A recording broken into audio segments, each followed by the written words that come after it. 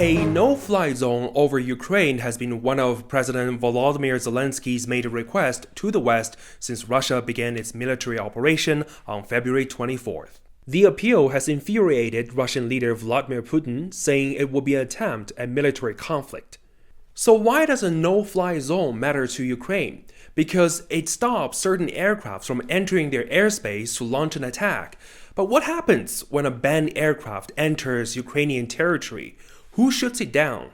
NATO chief Jens Stoltenberg has turned down the request, saying the 30-nation bloc is not part of the conflict and that engaging will lead to a full-fledged war.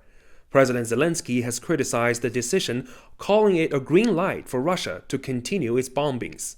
Moscow interprets Zelenskyy's response as an attempt to provoke conflict between Russia and NATO.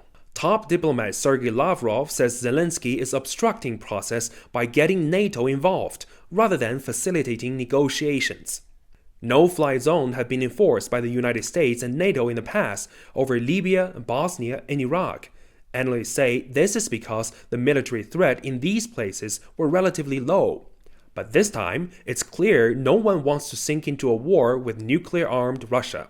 Ukraine's desire to join NATO has fanned the flames of this crisis, as it has long sought to strengthen its bond with the West, but now it appears to be failing in gathering de facto support. President Zelenskyy says this shows that not everyone considers the struggle for freedom as their number one goal, and that NATO now bears responsibility for all the casualties that follow.